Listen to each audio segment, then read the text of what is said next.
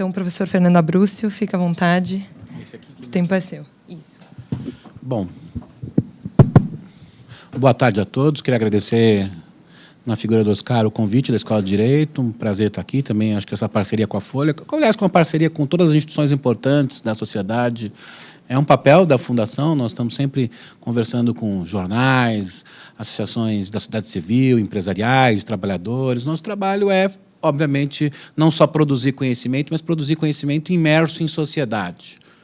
Então, acho muito importante um evento como esse. Agradeço o convite, que foi feito, na verdade, diretamente pela Luciana.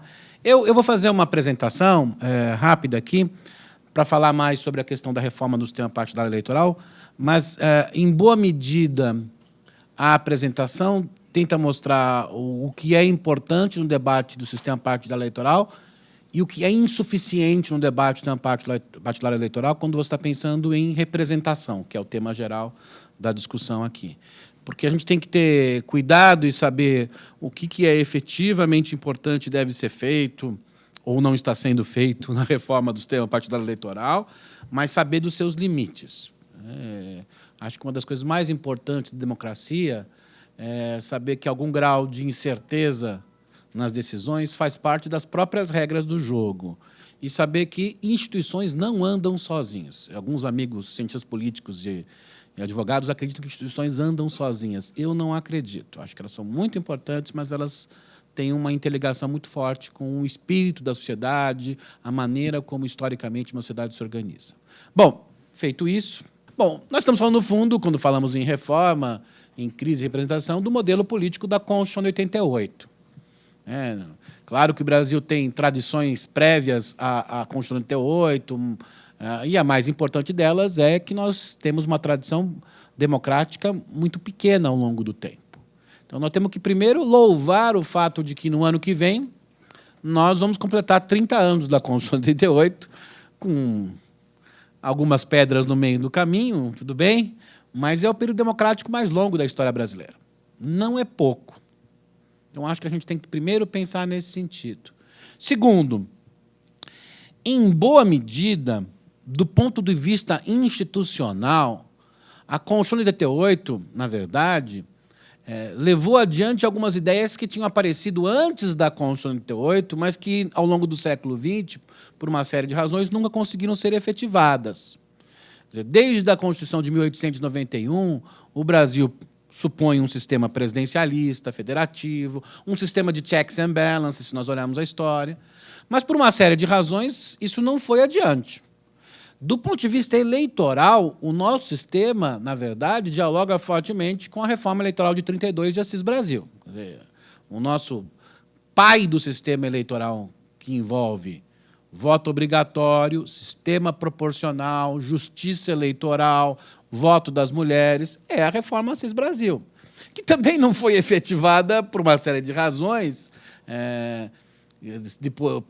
Depois vai vir o Estado Novo, no período 45-64 haverá a proibição da existência de alguns partidos políticos, o que era muito contrário ao espírito da reforma Assis Brasil. Depois vem o regime militar, que alguns acreditam, inclusive, que nem existiu, mas já há provas fotográficas, pelo menos, da existência. E tudo isso atrapalhou o espírito daquela lei. Portanto, a Constituição de 88, na verdade, era alimentada por ideias que vêm de longa data no Brasil. Os constituintes não fizeram uma enorme invenção nas regras mais gerais. Fizeram invenções nas regras mais específicas. Isso teve efeitos. Eu vou lembrar principalmente a criação da medida provisória, que foi uma coisa pensada de última hora, porque uma parte do Congresso acreditava que seria possível mudar a lógica histórica do sistema no Brasil para uma lógica de um sistema parlamentarista. Não tinham nenhuma maioria, e aí não culpem o Sarney não tem nada a ver com isso, não havia mesmo maioria parlamentarista no Congresso, como não há na sociedade brasileira, não é uma questão de achar isso bom ou ruim, era um fato. Tem que culpar o Sarney pela extensão do mandato. Aí ele deu umas boas rádios e TVs para conseguir isso. E, por isso, entrou o Instituto da Medida Provisória, como outras coisas. Mas, de modo geral, esse modelo foi sendo, digamos, construído como ideologia, como ideário ao longo do século XX, principalmente, e na Constituição de 88 ele virou o quê? Primeiro, o nosso sistema é ancorado na ideia de um sistema proporcional para a construção das eleições legislativas. A ideia forte é que é preciso garantir uma pluralidade de opiniões pela via do voto.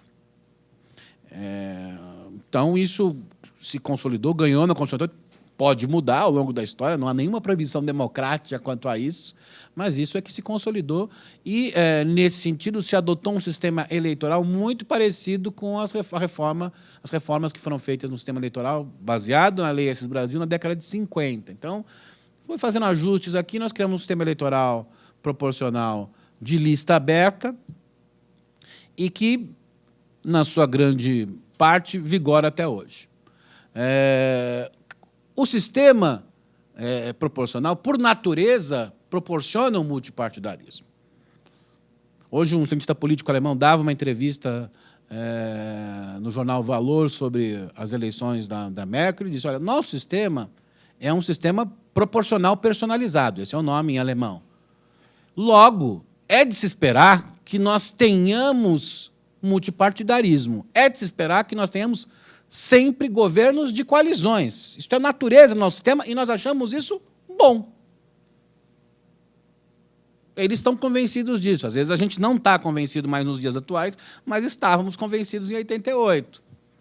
O fato é que essa característica do sistema proporcional e multipartidário, que vem dessa longa história, que tem um ideário construído aí, teve efeitos ou se constituiu, para além destas regras, a partir de detalhes, e o diabo sempre está neles, que levaram a consequências não previstas.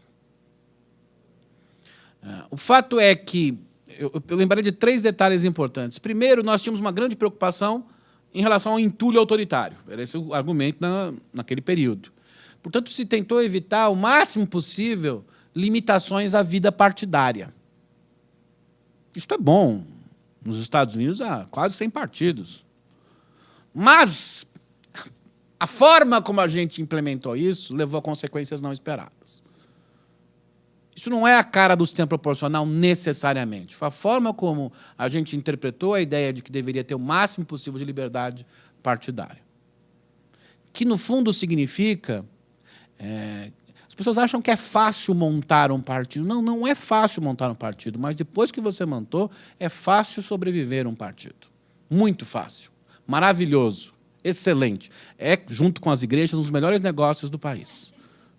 Se quiserem que a gente faça alguma aula de empreendedorismo, se você conseguir fazer uma startup partidária e passe, digamos, pela fase 1 da curva de crescimento, que é a mais difícil, depois haverá uma série de incentivos para você continuar crescendo, como as igrejas.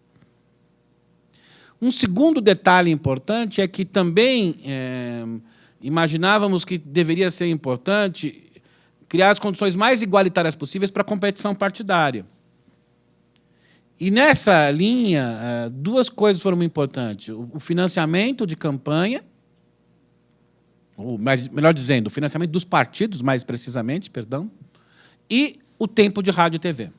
E aí criamos regras, de alguma maneira, que tinham como certo intuito igualar ao máximo possível as condições dos candidatos e partidos. É bom lembrar que a ideia de tempo, rádio e TV no Brasil não foi inventada pela Constituição de 88. Nós já temos isso do período 46-64.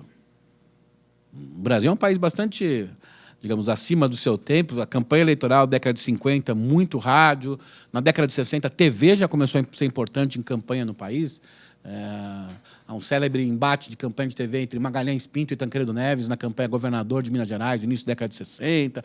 Tem uma história o país. No regime militar, TV e rádio continuaram sendo importantes, tão importantes que ajudaram a enfraquecer o regime militar, que teve que fazer, digamos, alguns casuísmos para evitar derrotas, mais conhecida é a Lei Falcão, a famosa, do ministro que tinha nada a declarar. Essa ideia de igualação teve consequências não previstas. A principal consequência não prevista é que, tanto quanto a ideia de criar partidos, facilitou transformar o sistema partidário num grande jogo de troca e barganha. Então, nós temos regras muito, digamos, um grau de promiscuidade nesse processo é brutal. E terceiro, tem a ver com as coligações. Veja, a ideia de coligações não está no projeto de Assis Brasil em 32. Eu o li. Não estava na ideia do sistema proporcional, e há vários sistemas proporcionais no mundo que proíbem coligações em eleições legislativas proporcionais. Não há nenhuma contradição entre essas duas coisas. Mas, com o crescimento do número de partidos e com o crescimento da importância, principalmente do tempo de rádio e TV, a legislação foi caminhando para isso. E permitiu que o Brasil tivesse uma combinação de facilidade da existência de partidos, recursos muito fortes para partidos que já existem do ponto de vista de financiamento e rádio e TV, com coligações em eleições proporcionais, e isso criou, sem dúvida alguma, uma das coisas inesperadas da Constituição de 88. Acho que esse é o grande foco de problema do presidencialismo de coalizão. Está aqui nesse ponto. Nós continuamos com o federalismo, que também vem lá de 1891. Tem a ver um pouco com a heterogeneidade do Brasil. O Brasil é um país bastante heterogêneo, seja do ponto de vista físico-geográfico, seja do ponto de vista da história da construção dos estados, dos regionalismos, e do ponto de vista econômico. Então, se nós formos seguir as teorias do federalismo, Michael Burgs, Daniel Lazar, o Brasil tem todas as características de um país federativo.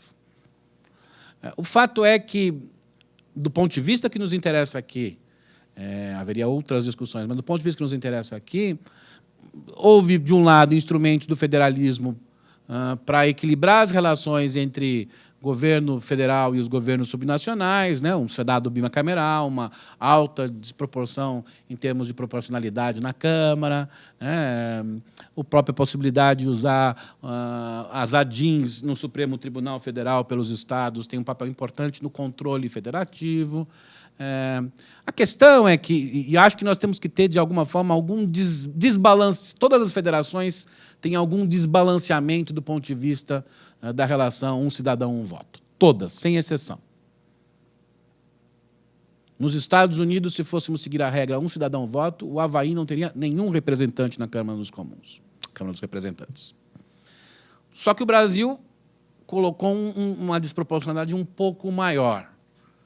E que, dado que alguns estados do país têm uma relação de grande dependência com o governo federal, isso cria um sistema cujo maior símbolo é o político mais resistente e que mais faz a cola do presidencialismo de coalizão no Brasil nos últimos 25 anos, é o senador Romero Jucá, representante do estado de Roraima. Obviamente, ele não nasceu em Roraima, não fiquem preocupados,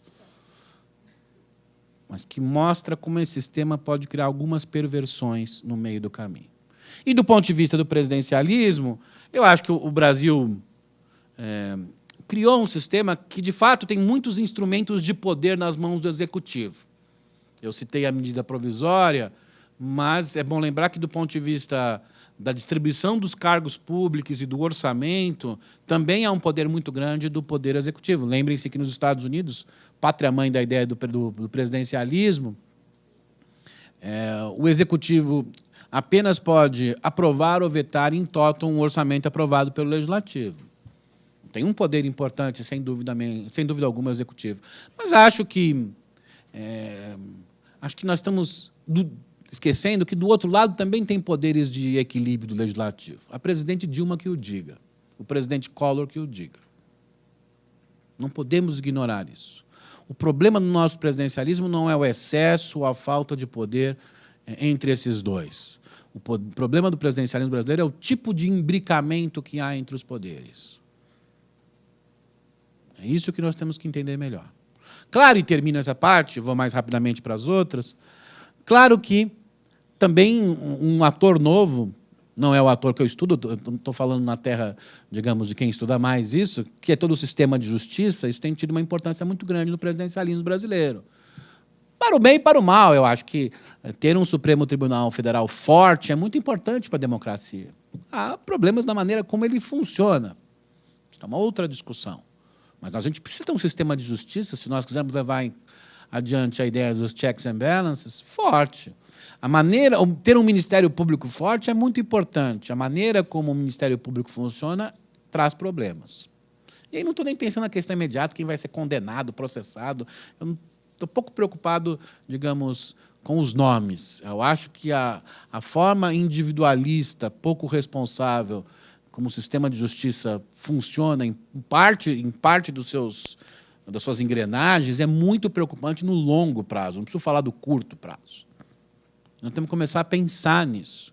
Um bom sistema de justiça tem que ser capaz de produzir decisões parcimoniosas. E não me parece que isso tenha ocorrido sempre em questões estratégicas no país. Nós vamos ter que pensar, ter mais calma e ter mais parcimônia. Sempre lembrando que sem um bom sistema de justiça autônomo e que faça os checks and balances, não há democracia. Mas a gente não está num bom ponto de equilíbrio. Obviamente, nós não estamos. Dito isto, eu vou falar mais sobre um modelo político, falar mais modelo político, a sua trajetória e depois as reformas. Eu acho que o governo Collor foi um teste muito importante para dizer o seguinte: nós conseguimos fazer o impeachment com o presidente Collor com pouco efeito negativo do ponto de vista da vida institucional do país. Isso é muito positivo. A frase do Madison, quando criou o termo, a ideia de impeachment do presidencialismo, era que o impeachment era a alternativa ao assassinato. Madison escreveu assim. O que, na verdade, por mais cruel que pareça, significa que é uma solução institucional. Eles mataram 4 presidentes e não fizeram impeachment. Essa foi a história. Ou seja, tentaram fazer quase 3 vezes impeachment, não deu certo, aí falaram, já que não dá certo impeachment, vamos para o assassinato. Mas, de todo modo, 4 vezes é um número razoável. Né? Alguns estão torcendo, deixa para ficar quieto, não vou falar mais nada. Mas o fato é que tem um lado de sucesso aquele processo, porque o ruído de um processo que é uma bomba atômica, o impeachment sempre é uma bomba atômica, quando o Madison faz essa frase, é uma bomba atômica. Foi muito pequeno. O sistema partidário saiu mais forte e melhor depois do impeachment do Collor. Mas talvez não tenhamos percebido, na verdade, os limites daquele processo. Eu acho que hoje está mais claro os limites daquele processo. E tivemos oportunidade, porque no ano seguinte à queda do Collor, houve uma CPI no Congresso, em 93, para os mais jovens, muitos aqui nem nascidos à época, que se chamou CPI dos anões do orçamento.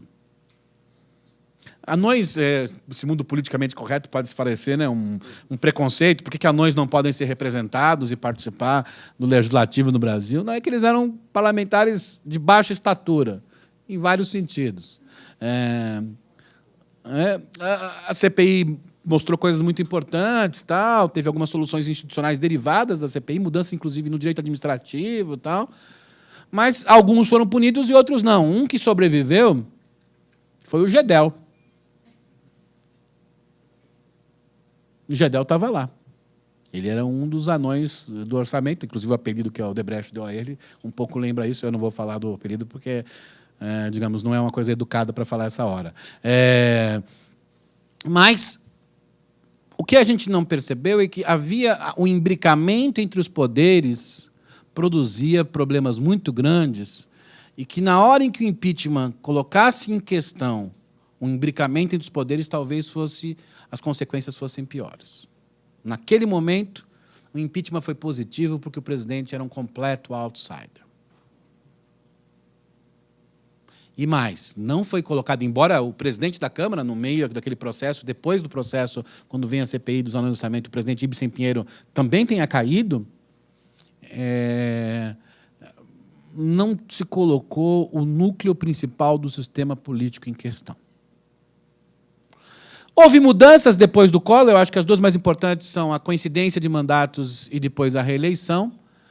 Muita gente tem falado que a eleição de 2018 vai ser igual a de 89, ela vai ser muito parecida, vai ser mais parecida com a de 89 com as outras, mas não será igual porque haverá, digamos, eleições casadas.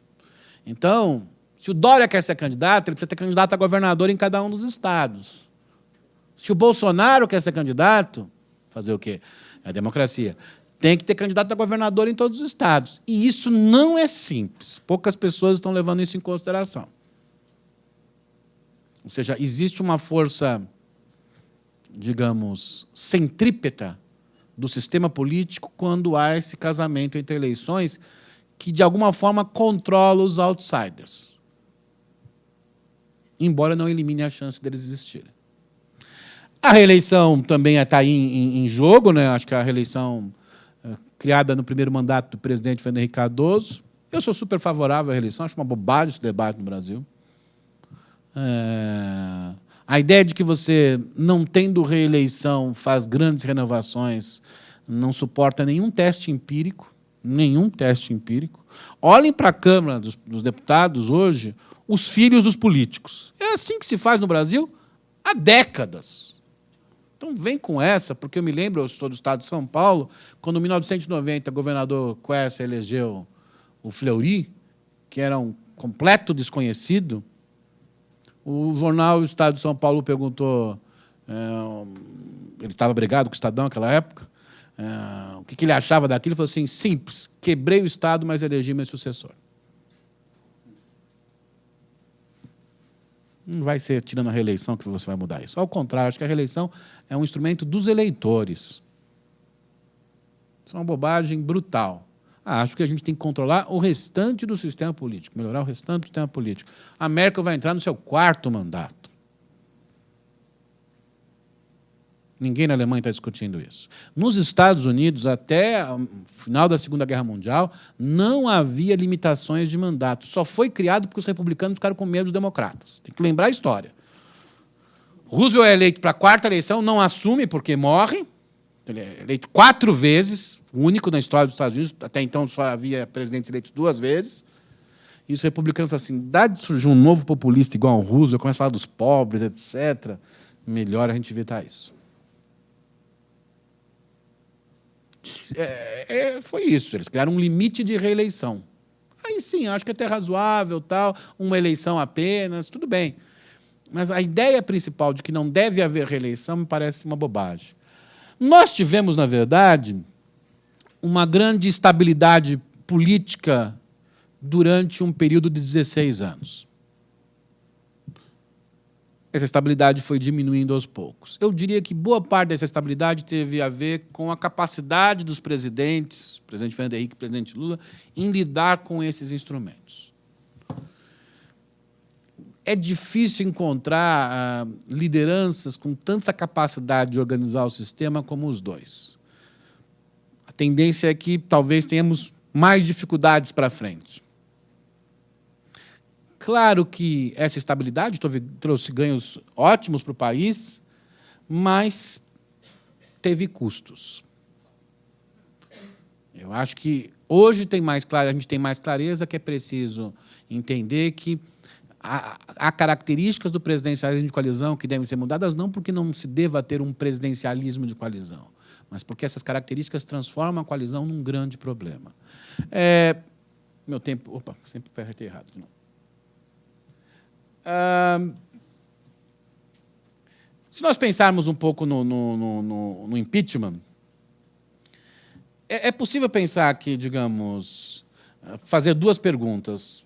O sistema político atual, num sentido amplo, não foi responsável pela queda da Dilma e aumento do controle sobre os políticos de todos os partidos? Por outro lado, o sistema político atual será capaz de aumentar a representação da população, a responsabilização governamental e reduzir o custo das coalizões? 3 grandes demandas da sociedade brasileira.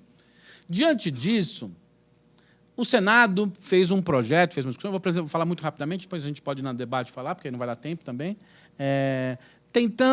que começou a ser, digamos, criado em 2015 esse projeto, mas ficou mais forte o ano passado e ganhou uma forma final no primeiro semestre desse ano, que era, de alguma forma, fazer uma reforma incremental que controlasse a coalizão sem acabar com o presidencialismo de coalizão. O debate do parlamentarismo que nasceu recentemente é o debate de quem quer se salvar da justiça. Não sou nada contra o parlamentarismo, mas ele nasceu da cabeça do presidente Temer e do senador Aécio Neves, cujo objetivo é salvar-se da justiça. Tem alguns outros inspiradores, o senador José Serra, mas é que ele já percebeu que, como ele nunca vai ganhar a eleição presidencial, o sonho dele morreu, pelo menos o primeiro-ministro ele tem chance. De resto, até então, até a delação da JBS, o consenso no Senado, a casa dos mais velhos no sistema legislativo, era vamos aperfeiçoar o sistema do presidencialismo de coalizão. Fizeram uma proposta mudando coligações, fizeram propostas em termos de cláusula de barreira, de funcionamento parlamentar, tentando mexer com aquelas regras que eu falei que, digamos, desvirtuaram a questão da proporcionalidade, do sistema proporcional no Brasil, não vou falar de todos, sobre direito de eleitos, também por conta da troca partidária, sobre fidelidade partidária, tentando... Eu sou mais cético quanto a isso, mas tentando, de alguma forma, lidar com isso. Fazendo um caminho intermediário nas coligações, permitindo federação de partidos, já estava no projeto do Senado, por isso que é um projeto incremental de melhoria do presidencialismo de coalizão. Tinha qualidades importantes, de fato, ele reduziria a fragmentação e aumentaria a representatividade, acho que isso aconteceria. Continuaríamos sendo um país presidencialista, multipartidário de coalizão, mas com menos fragmentação e com mais representatividade. Faríamos um reforço maior de coligações e alianças mais estáveis e mais próximas no termo de diário político, deixaremos de ser uma certa geleia geral. Mas aí começaram as dificuldades. Acho que, digamos, a primeira dificuldade estava ali a aprovação na Câmara, vou contar um pouco sobre a Câmara. E a dificuldade na Câmara já seria estrutural, porque a Câmara é onde está o grande balcão de negócios da República Brasileira. Ali já era estrutural, mas que piorou por conta dos acontecimentos políticos, principalmente a possibilidade de alguns deles, digamos, deixar a vida civil livre para outras coisas, vamos dizer assim. Havia problemas também porque o sistema não mexe com a governança dos partidos. Há um grande medo de mexer com as governanças dos partidos no Brasil.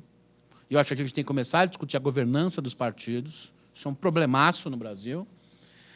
E, eu diria, reforma eleitoral é importante, mas é preciso pensar a reforma política como algo mais amplo. E aí eu vou tentar ir para os finalmente mais rapidamente, antes que a Lu me mate. A reforma na Câmara que apareceu agora, gente, como se diz lá nos Morros Cariocas, é um melê. É uma mistura de tudo, com tudo, mas só tem um único objetivo. Quem está dentro fica, quem está fora não entra. Dá um bom funk isso. E o objetivo disso é pelo seguinte, a Câmara hoje dá um enorme suporte partidário ao presidente Temer, daí sua principal força, porque todos estão querendo se salvar, como se diria novamente nos Morros Cariocas, do chilindró. E, portanto, fizeram uma proposta para manter o máximo possível o eleitor fora da eleição. É uma ideia boa, digamos assim. Distritão, um modelo maravilhoso que, na verdade, enfraquece os partidos e fortalece quem já tem acesso a recursos públicos individualmente. Tentando aumentar o financiamento público por conta da decisão da Suprema Corte de proibir o financiamento de pessoas jurídicas, que eu acho que nós vamos ter que discutir depois, mas a gente pode falar no debate, acho que vamos ter que... No momento é complicado, mas que, na verdade, era ampliar dinheiro restringindo o que recebia, que a ideia é ótima, essa é a ideia melhor do mundo. Desde Alibaba e os 40 ladrões se discute isso, como aumentar a riqueza, mas restringir quem a recebe. Continuidade de algumas medidas do Senado, sobretudo a questão de coligação, questão de cláusula de barreira, desempenho. Tem algumas extravagâncias, são várias, eu não vou comentar todas, eu deixo aqui meus colegas, o Marcelo vai falar um pouco sobre isso, Marcelo, mas tem umas extravagâncias assim, impressionantes. É perigoso deixar algumas pessoas sozinhas pelo mundo, mas eu acho que uma das mais graves, e que eu coloquei essa restrição porque ela mostra claramente como eles estão querendo tirar o eleitor da eleição, é a restrição das pesquisas. Eles não querem que o eleitor fale muito. Que seja rápido, né, indolor, insípido, o máximo possível é o que eles querem da eleição. O resultado atual, porque ainda não acabou o processo, por enquanto tem um fracasso positivo, o Distritão e outras extravagâncias foram jogadas no lixo, mas ainda tem algumas que ficaram ainda lá. E a redução do peso das boas medidas. Quer dizer, as regras que eles colocaram para a coligação e para a cláusula foram regras ruins. Eles estão adiando.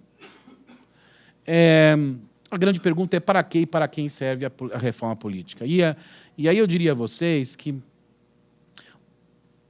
a reforma eleitoral não pode ser vista sozinha porque ela tem que estar num sentido mais amplo de reforma política. É necessário separá-la do ponto de vista legislativo, como você aprova, discute, obviamente. Mas a gente tem que tentar entender para que e para quem os políticos estão aprovando as medidas. E aí eu começo dizendo o seguinte: a permeabilidade social dos partidos é muito baixa no Brasil. Nós temos que pensar em regras. A Espanha está discutindo isso, os Estados Unidos secularmente discute isso, alguns outros países europeus, Holanda, começa a discutir isso. Como aumentar a permeabilidade social dos partidos? Os partidos, como as igrejas, são um ótimo negócio, porque se você consegue vencer a primeira curva de aprendizado, como se diz na administração, ninguém te segura mais e você manda sozinho. É completamente oligárquico, cartelizado. Se a gente não mudar isso, não adianta fazer manifestação. Não vai ser democracia direta, manifestação, juiz salvador, Suprema Corte que muda leis para melhorar o país. No longo prazo, são partidos. E os partidos têm regras refratárias. Em microeconomia, a gente chama isso de barreiras de entrada. Por isso que não houve renovação política no Brasil nos últimos anos. Em todos os partidos. Quando há, é o filho, o neto, o sobrinho. Nós temos que reduzir a fragmentação artificial, vinculada à coalizão, vinculada à coligação, a cláusulas de barreira e desempenho e, sobretudo, repensar a distribuição de recursos públicos e de tempo de TV, rádio e TV. Isto é um mercado impressionante. Em 2014, o que houve foi, para pensar os dois partidos principais que comandaram a eleição, os dois partidos compraram outros partidos, compraram o tempo de TV dos outros partidos. A decisão que chegou ao TSE, é bom lembrar, havia recibo de Caixa 2, é a primeira vez na história. Mas o presidente Temer foi absolvido por excesso de provas, é sempre bom lembrar disso. Que é um problema em termos lógicos. É um problema, meu amigo professor Oliveira Ferreira, grande pensador, diz o seguinte: se você tiver em um processo jurídico muitas provas, é perigoso. Você humilha o acusado. E não é bom. É igual a eleição lá de Brasília que teve quando o Roriz foi humilhado pelo Cristóvão Buarque, que quase faltou falar que ele era uma anta. Aí o Roriz ganhou a eleição, porque os caras com pena dele. Não teve excesso de provas contra o presidente. E o fato é que preciso mexer nisso, porque isso é grande. A corrupção que a Lava Jato mostrou, gente, é financiamento de campanha. Essa é a base de todo o resto. E todo mundo fez um pouco. Eu sei que tem gradação de penas, eu não acho que todo mundo é igual, não acho isso mesmo. Acho que nisso o Ministério Público erra feio. Mas que, de fato, foi isso, é isso. Nós temos que mudar a administração pública. Coloquei um ponto aqui, mas assim, parte do problema do país de reforma política é ter uma administração pública mais transparente, efetiva e eficiente. Enquanto não tivermos, e ela se transformar num objeto brutal de barganha do país, se nós mudarmos isso, os políticos terão que discutir outras coisas, além dos cargos, que, aliás, é o que estão discutindo hoje, né? O debate do Rodrigo Maia com o presidente levou à discussão do quê? De que rumo deve seguir o país, qual mudança da política. Não, qual cargo cabe a quem? Se a gente não mudar isso, vai ser muito difícil. Melhorar o controle institucional dos governos sem impedir a ação dos eleitos, eu acho que foi um enorme avanço o sistema de justiça, o Tribunal de Contas, a CGU, terem aumentado o seu poder, acho que tinham que aumentar, mas, em alguma medida, o uso dos seus instrumentos, por vezes, ultrapassa o voto. E isso, para mim, não pode ocorrer na democracia. Nós estamos numa democracia e o voto é soberano. E melhoria nos sistemas políticos subnacionais, que nos levam à conclusão. É só dizer o seguinte: pelo que a Dilma foi caçada, 18 governadores fizeram o mesmo, incluindo o nosso com o metrô. É igualzinho. É o mesmo princípio. É o mesmo princípio. Só que os tribunais de contas dos estados não existem. Os ministérios públicos estaduais são mais mansos, digamos assim. E termino por aqui, por razões jurídicas. Ou seja, tem alguma coisa estranha aí correndo. A conclusão: como fazer a renovação política melhorando a democracia e a república no país? A discussão sobre o sistema eleitoral e a reforma política tem que ser sobre renovação em torno de ideais. Acho que o ambiente político tem alguns fatores positivos para melhora, vinculados a uma sensação, digamos, de crise do sistema. Todo mundo quer mudar, mas acho que as pessoas estão tendo... Acho que a sociedade está com 3 grandes problemas. Primeiro, fulanizando demais o debate. Nós precisamos ter mais ideias e menos fulanização. Segundo, uma enorme radicalização política no país. A lógica schmittiana de amigo e inimigo venceu. Isso é uma desgraça. Nós só governaremos o Brasil de forma plural, porque o Brasil é plural, não tem outra saída, a não ser a saída autoritária. Alguns militares, inclusive, estão contentes com isso. E terceiro, eu acho que é preciso discutir, e aí a última parte, o alcance e o limite das instituições. Tem coisas que mudarem instituições vão ter efeito positivo, mas tem outras coisas que têm a ver com as ideias de sua época, com as pessoas que governam, com as coalizões políticas. Ou alguém acredita que o parlamentarismo com Michel Temer e companhia limitada é a purificação do sistema político brasileiro? Eu lembro e termino, no Império, o Machado escreveu sobre isso, o Brasil tinha um sistema parlamentar, parlamentarismo. Era o parlamentarismo dos donos de escravo. Era bonito, falavam como os parlamentares britânicos, como Gladstone, contanto que mantivessem os escravos. Temos muito espaço de reforma institucional. Mas tem uma coisa importante que é o seguinte, nós precisamos consolidar mais a democracia no Brasil como valor e como organização de sociedade. Se não fizermos isso, as instituições não vão resolver por completo os nossos problemas. Obrigado.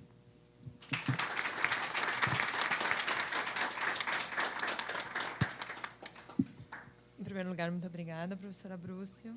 Para quem não sabe, ele é professor da Escola de Administração Pública aqui da Fundação Getúlio Vargas e também coordenador do mestrado e doutorado em Administração Pública e Governo da Fundação Getúlio Vargas. Agradeço muito pela sua apresentação sempre precisa e descontraída também, apesar do tema ser tão árduo. Antes de passar a palavra para o nosso convidado Marcelo Issa, eu queria saudar aqui a presença do nosso Procurador Regional Eleitoral de São Paulo, Dr. Luiz Carlos dos Santos Gonçalves.